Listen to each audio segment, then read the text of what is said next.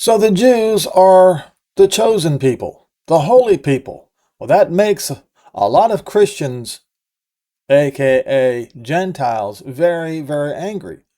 So where does all that come from? Well, we look Google, and in the Hebrew Bible, the Jewish people are frequently referred to as a holy nation, Goy Kadosh, or holy people, Am Kadosh. Okay? In Hebrew, holiness, Kadosh, translated to being set apart. This designates Jews as being separated for a specific moral and spiritual purpose rather than implying superiority over others. Now, interestingly enough, on the other hand, well, back in the day, back before the destruction of Jerusalem,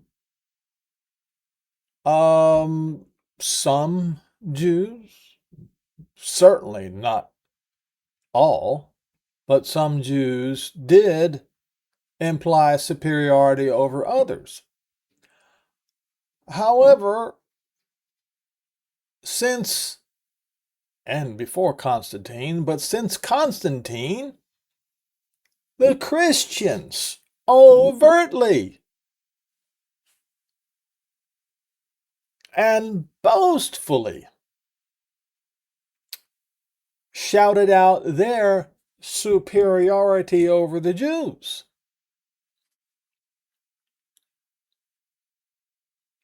And then began to hunt them down the way Cain hunted down his brother to kill him. Okay, so in Judaism, being the chosen people does not mean inherently better than others. It means having a specific mission to demonstrate not God's holy character, but Yehovah, Elohim, and his Kodesh character, or Kadosh. Okay? Teach ethical monotheism and act as a light to the Gentiles. All right. So this comes from Exodus 19.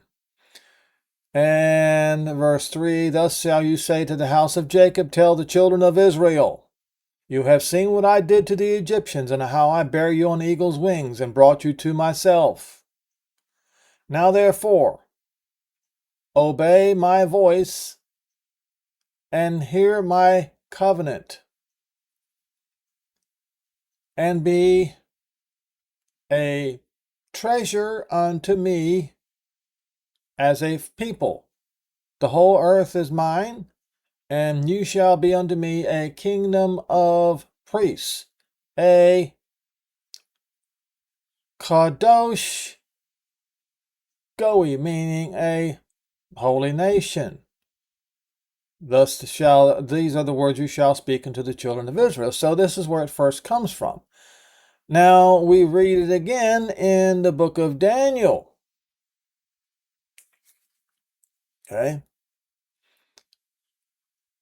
Now they use a slightly different word in the book of Daniel, and the reason why they're using a slightly different word is because for some reason they are using Aramaic in the book of Daniel. I'm going to show you something. Now talking about the kingdom of iron, and talking about the little horn, made war with what? Kadesh. What does that word mean? Well, it means holy. But I want to show you something. So we know that Kadosh is in fact Israel.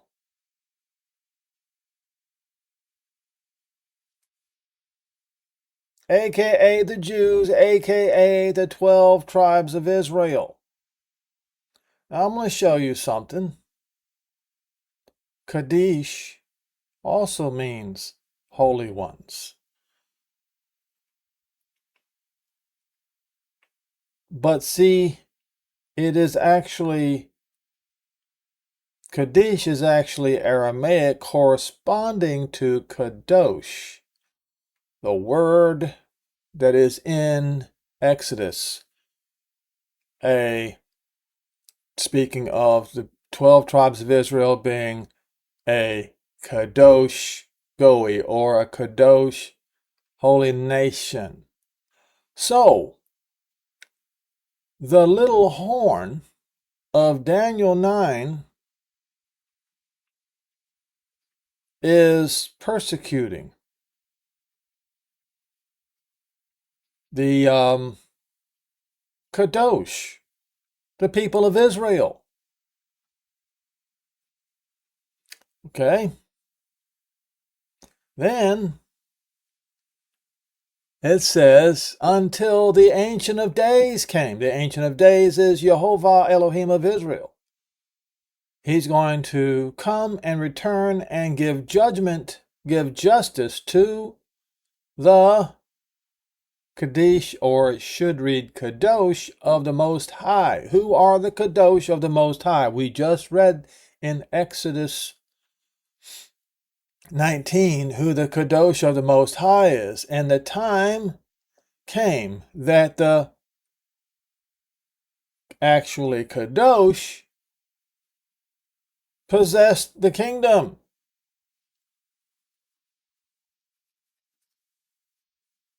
And I showed you many times how your Christian fathers, the papacy, Martin Luther, spoke great words against the Most High.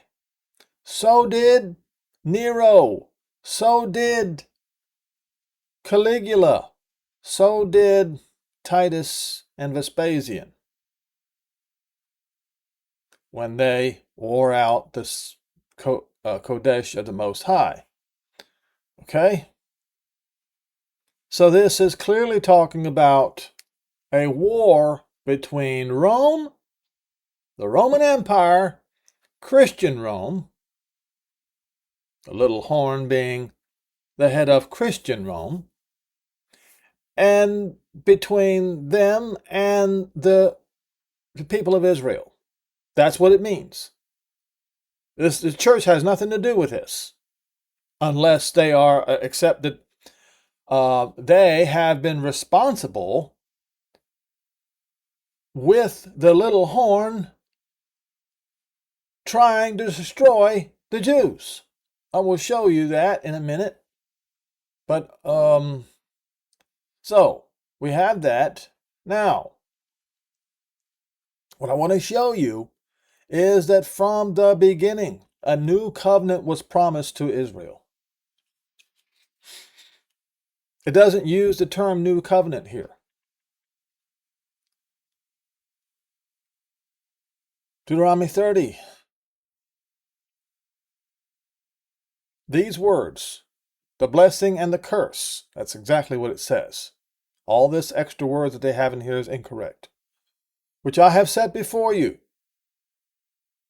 You shall return in your mind while you're among the Gentiles. So, while the Jews are still among the Gentiles, they will return to Yehovah in their mind, where Yehovah Elohim has driven you. They already have returned to Yehovah Elohim in their mind. The next step is they're actually going to physically return unto Yehovah Elohim, and shall obey his voice according to all I command you this day, you and your children, with all of your heart and with all of your soul. Not then that, it says Yehovah Elohim will return your captivity and will have compassion upon you, and will return and gather you from the Gentiles, where Yehovah Elohim has scattered you. Then it says, you will be thrust and banished into the utmost parts of the horizon, but from there will Yehovah Elohim gather you from there to fetch you. And Yehovah Elohim will bring you into the land which your fathers possessed, and you shall possess it. He will do you well and multiply you above your fathers. And Yehovah Elohim will circumcise your heart. That is the new covenant right there. And the heart of your seed, to love Yehovah Elohim with all of your heart, with all of your soul, that you may live. And Yehovah Elohim will put all these curses upon your enemies, on them that hate you, which persecuted you. Now, I want to point out something. Who are Israel's enemies? Paul said the Romans are. Let me show you. As concerning the glad tidings to Zion, not gospel, they are enemies for your sakes. Who he's talking to? He's talking to the Romans. But concerning the election, they are the beloved for Abraham, Yitzhak, and Yaakov's sakes. Okay? Because the gifts and the calling of Yehovah are without repentance. So what are they doing? What are these Romans doing, being the enemies of Israel? Well, Yehovah, his own mouth said, those who were Israel's enemies are going to receive the curse after Israel received the curse first.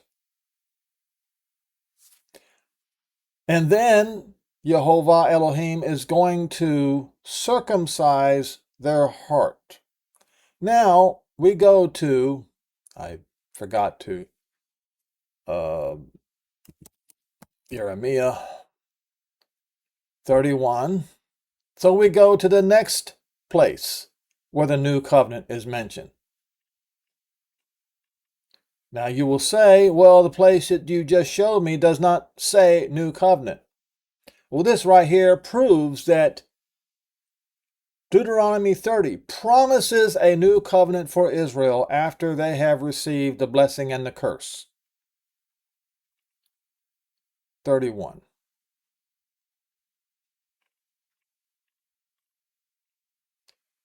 Now, it's talking about circumcision of the heart for Israel. The days come, says Yehovah, that I will make a new covenant with the house of Israel and with the house of Yehudah. This is not talking about the church. This is obviously talking about the people of the northern kingdom and the people of the southern kingdom. And to the Jews who correctly say that the other tribes were divorced and lost, well, those tribes are going to be brought back too. Not according to the covenant that I made with your fathers in the day that I took them by the hand to lead them out of the land of Egypt, which covenant they broke, when I was a husband unto them, says Yehovah. But this shall be the covenant that I will make with the house of Israel in the after part, in the following part. What following part? After the blessings and the curses. That is the following part. What we just read in Deuteronomy 30. After the blessings and the curse, when they are scattered into all the Gentiles, when they return in their mind to Yehovah Elohim, and they will, and they have, then they will return in body. In the after part, after the blessings and the cursing, says Yehovah, I will put my Torah in their inward part. I will write it in the hearts. And they shall be right in the hearts, and will be their Elohim, and they shall be my people, and they shall teach no more every man his neighbor, and every man his brother, saying, Know Yehovah, for they will all know me, from the least of them unto the greatest of them, says Yehovah. For I will forgive their iniquity, and will remember their sin no more. This is the new covenant, specifically for Israel, but not exclusively for Israel. When he puts his Torah in their inward parts, that is circumcision of the heart, as he promised in Deuteronomy 30. All right, here. Now, the next time the new covenant is mentioned for Israel is in Hebrews 8.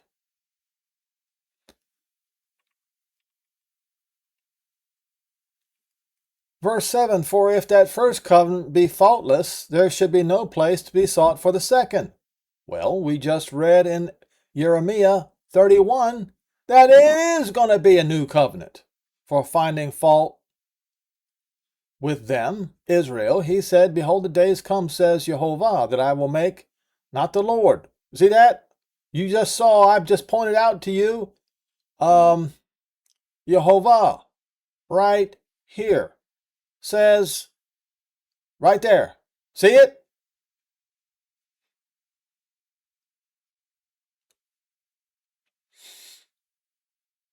That I will make a new covenant. What does that say? New, fresh, new covenant with the house of Israel and with the house of Yehudah. Who is Paul talking to? He's talking to Hebrews. He's talking to Jews. Not according to the covenant that I made with their fathers in the day, when I took them by the hand to lead them out of the land of Egypt, because they continued not in my covenant, and I regarded them not, says Yehovah. For this is the covenant that I will make with the house of Israel in the after part. I will put my Torah in their mind and write them in their heart, and I will be their Elohim, and they shall be to me a people. And they shall not teach every man his neighbor and every man his brother, saying, Know Yehovah, for they shall all know me, from the least to the greatest. For I will be merciful to their unrighteousness. This is what you Christians do not believe.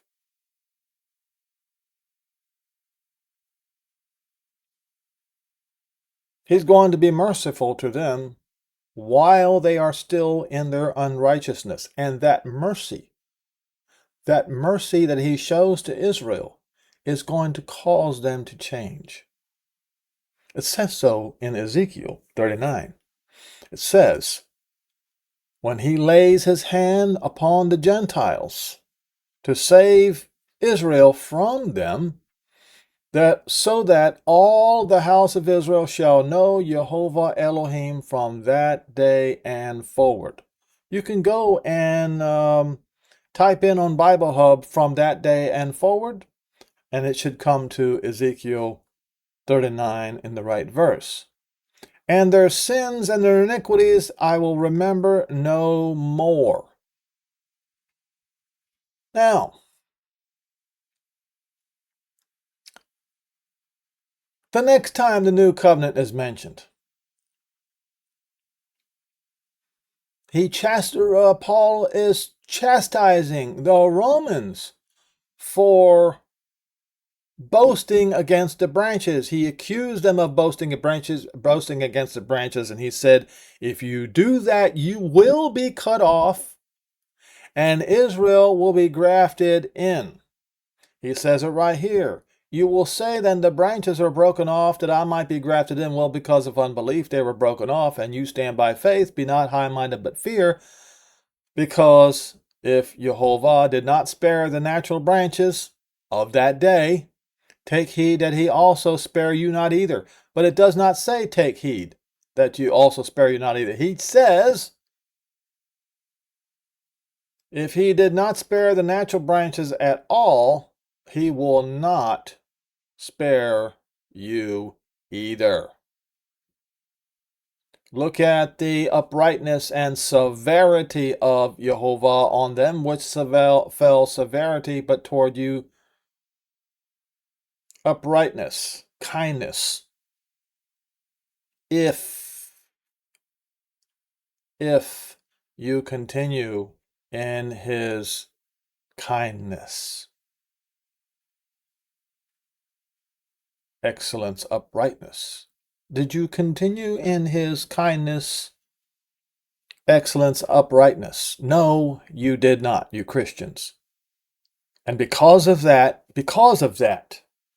you also shall be cut off just like they were, and they are going to be grafted back in. That's what it says. It does not say, if they abide not still in unbelief. It says, literally, before they believe, they will be grafted in. For Yehovah is able to graft them in again.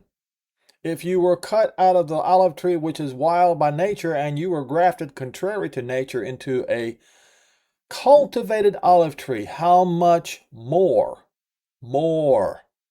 how much greater advantage shall these be the natural branches grafted into their own olive tree? A whole lot more than you Gentiles. So how dare you boast against them?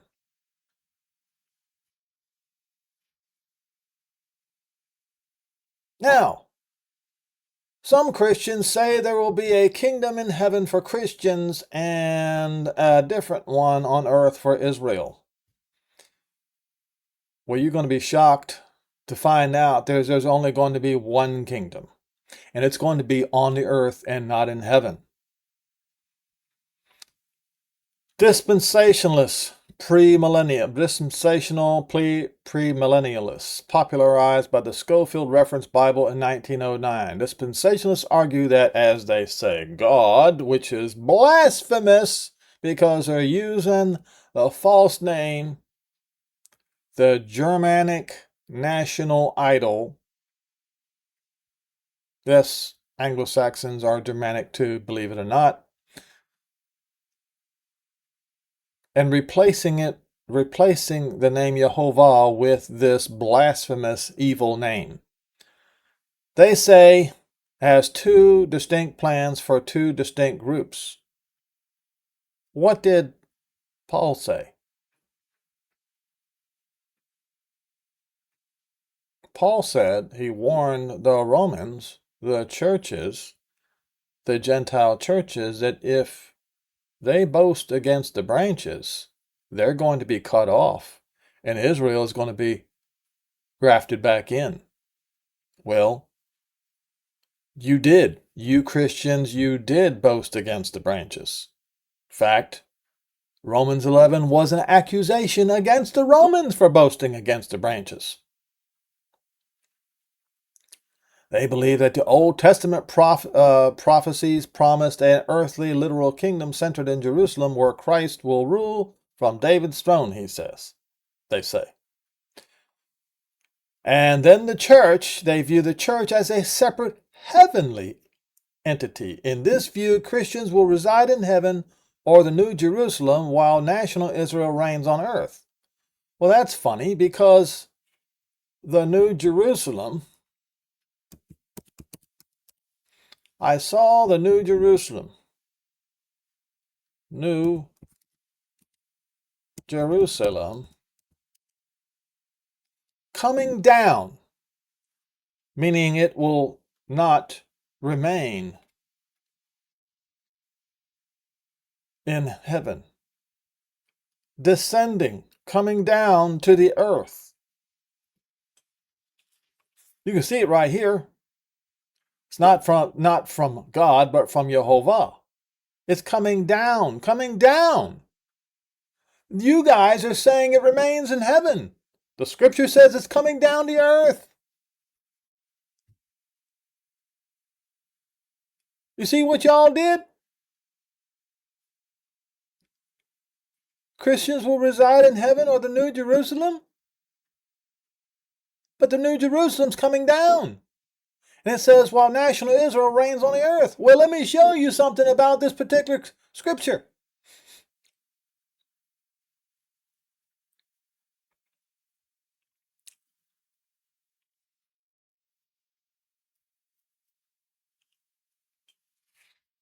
Descending, coming down out of heaven from Yehovah, having the glory of Yehovah. How does it have the glory of Yehovah if he's not in it?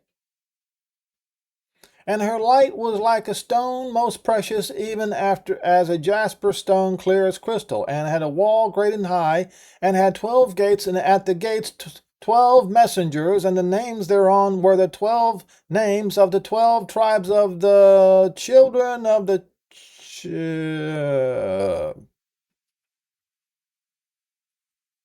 no, not the church.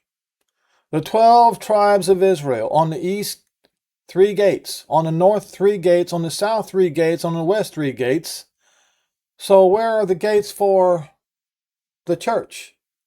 If the church is going to be in the New Jerusalem in heaven, when the New Jerusalem is coming down on the earth for Israel. You see what you did? You see what you Christians did? This is nuts. This runs afoul.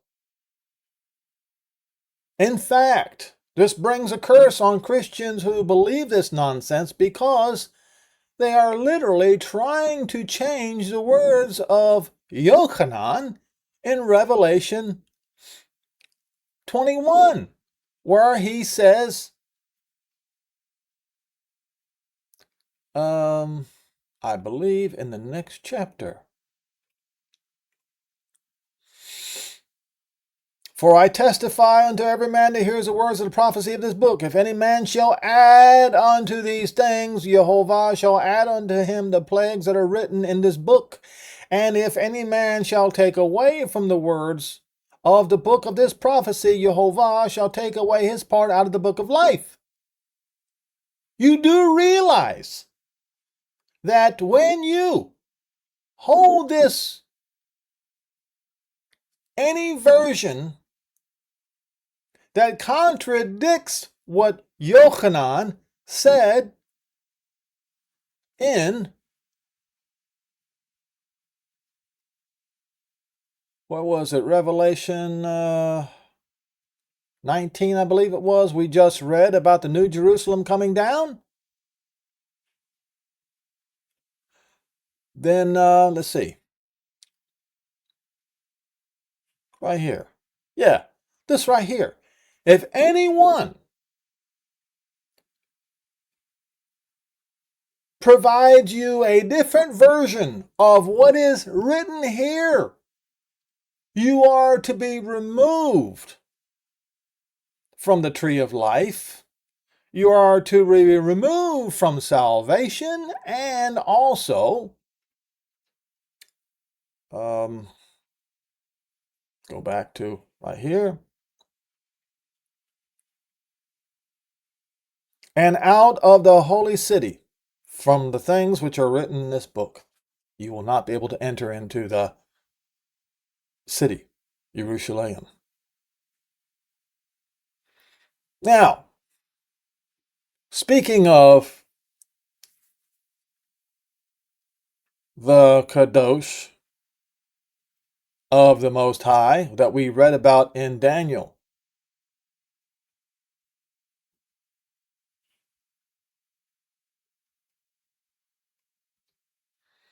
let's see here. We will go to the third messenger in the vials of wrath. Remember, anyone who comes up with a different narrative than the truth that is written in Revelation concerning Jerusalem coming down out of the sky onto the earth for the 12 tribes of Israel. Anybody who comes up with that is going to be removed from salvation. And the third messenger poured out his vial upon the rivers and the waters, fountains of waters, and they became blood. And I heard the messenger of the waters say, "You are righteous, Yehovah," not Lord, "which are and was and shall be, because you have judged this way. They have shed the blood of the Kadoshe and the prophets." What prophets, you will say? Revelation 11. The two prophets that you Christians, that's right, you Roman Christians, are going to kill in the streets of Rome. You're going to do it. And you have and because of that, you have given them blood to drink because they are worthy. And I heard another out of the altar say, "Even so, Adon Yehovah Elohim," or Adonai Yehovah Elohim, "true and righteous are your judgments." Now, we go to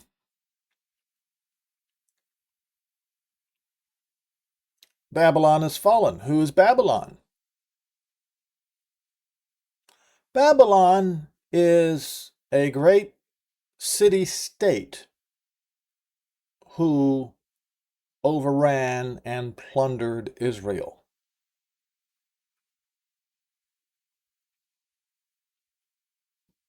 Modern day, it's a figure of speech for Rome. Rome did it. I will show you in a minute. After all these things I saw another messenger coming down from the sky, having great power, and the earth was lit with its glory.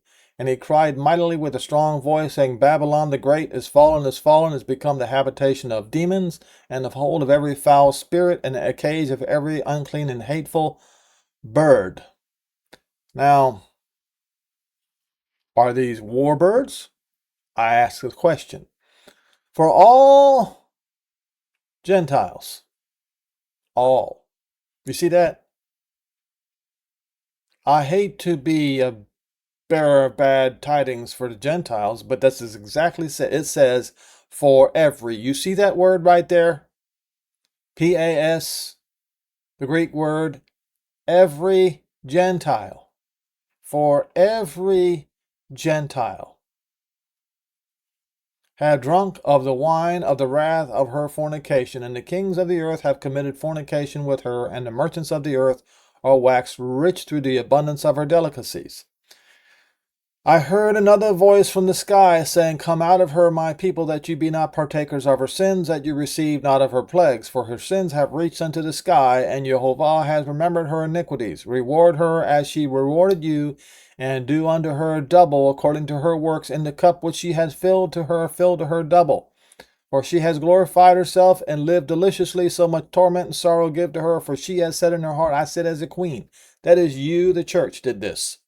I have done many videos. In the most recent one, I have a picture. Not that I drew, but you Christians drew, of Ecclesia with a crown on her head and a golden cup in her hand, stomping on a laid out synagogue. You Christians drew that picture. Sitting as a queen, am no widow, and will see no sorrow. Therefore her plague shall come in one day, mourning and famine, and she shall be utterly burned with fire. Now, when you go down here, who's rejoicing?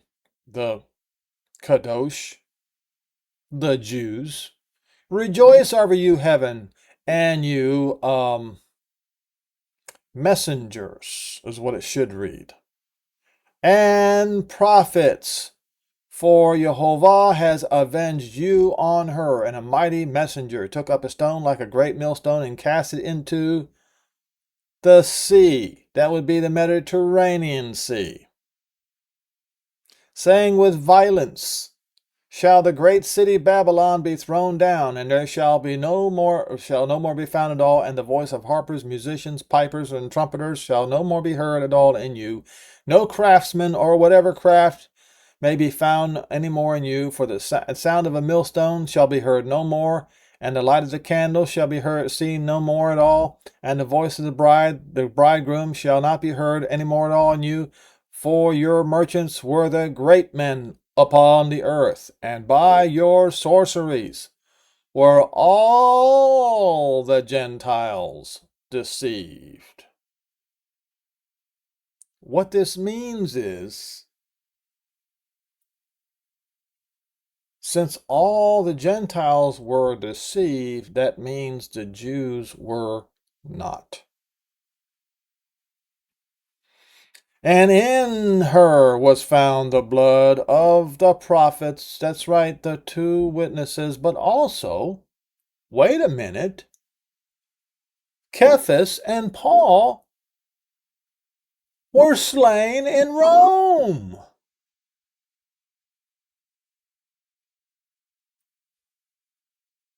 So that points to Rome. And of the Kadoshe, that is the Jews. And then it says this, and all who were slain upon the earth. So because In her was found the blood of the prophets, the 2 prophets, and of the Jews. They were guilty, now guilty, of all who were slain upon the earth.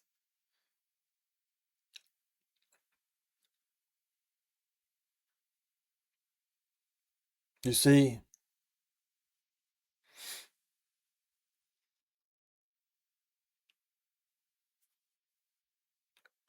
this goes back to, going back to here.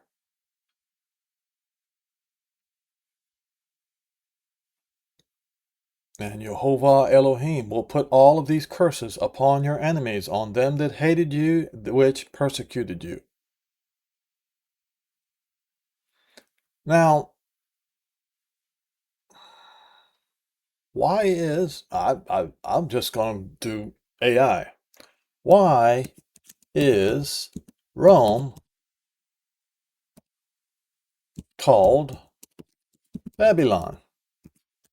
Let's see what AI has to say.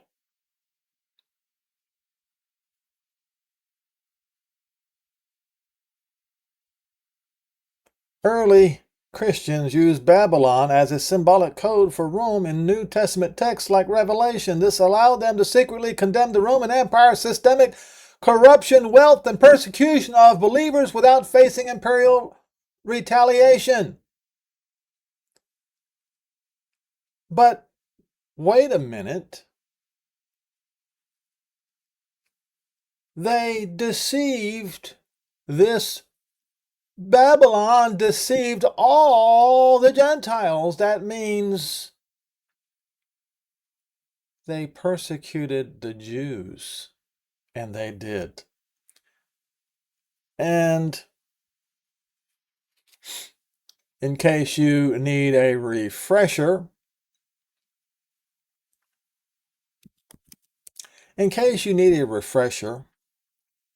let me remind you of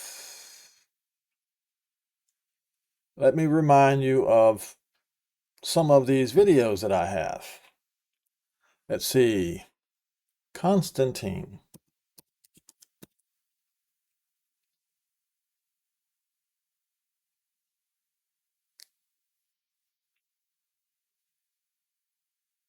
This one right here. And this one. You can see both of these right here.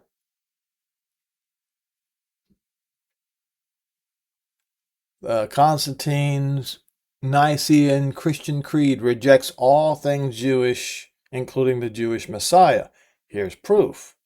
Constantine's creed injects venomous anti-Semitic curse into all Christians. I strongly suggest that you watch both of these videos.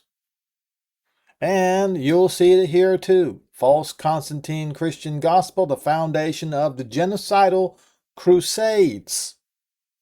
So what I'm telling you is that Christianity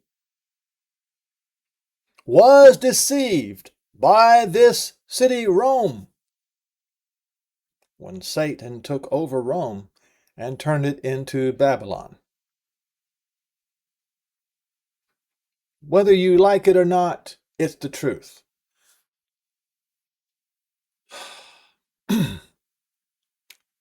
I implore you to be ready for the great tribulation that is coming upon the Gentiles. It's going to come upon the Gentiles so quickly, and folks,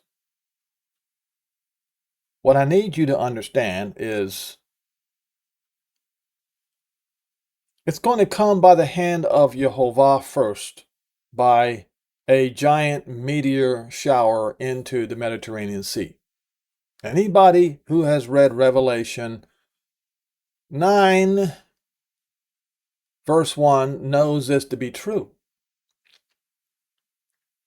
But the next episode is 5 months later.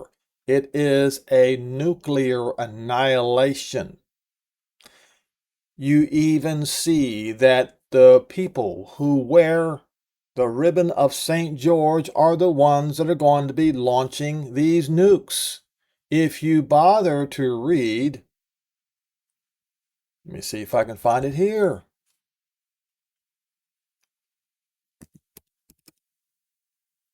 Right here.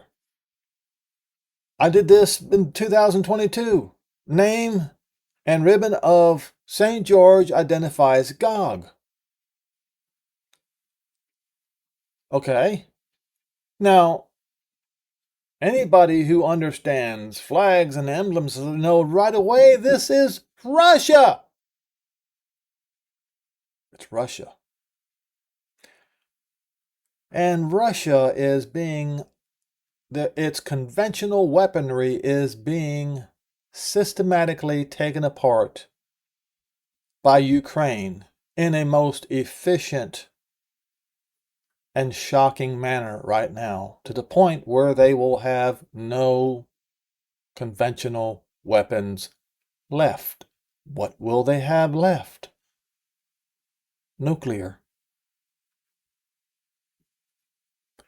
What I'm saying is that the more conventional weapons that the Russians lose, the greater the chance of a nuclear attack on the world. That is prophesied in Revelation chapter 9, verses 17 and 18 by the ones who hold the ribbon of St. George. What do I mean by that? Well, I'm going to show you. It is right here. Let me show you. The ribbon of St. George, Russia's ribbon.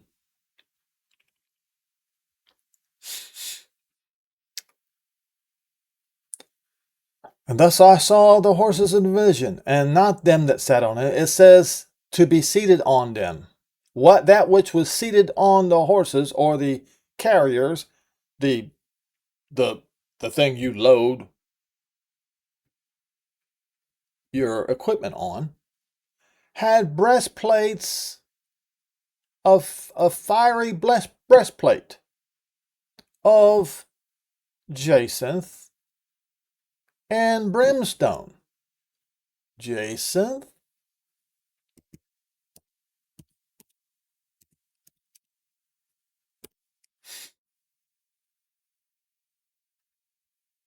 Jacinth, look at this.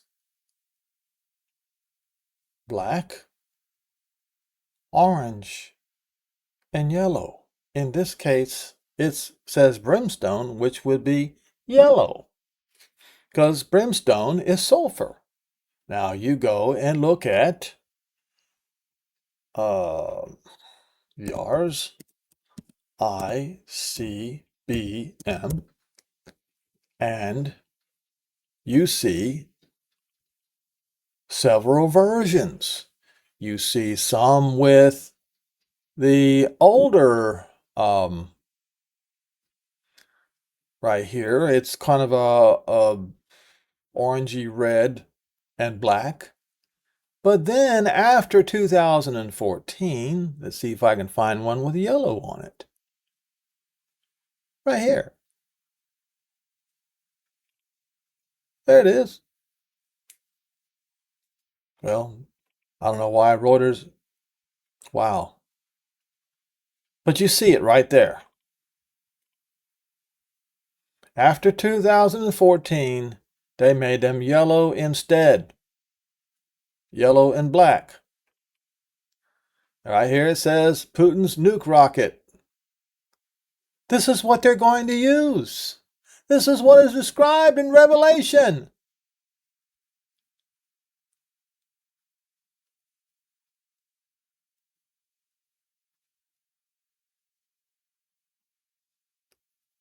It says the power is in their mouth and in their tail. For their tails were like unto serpents, and it had heads. The tail had heads, like warheads, within that they do hurt. Folks, it says they're going to slay a third part of men in one shot. This is what's going to happen, folks. And it's going to happen because you Christians, you Gentiles, all of you have shed the blood of the prophets and the Kadoshe. And it is still very, very fresh in the minds of many Jews living today what you Christians have done.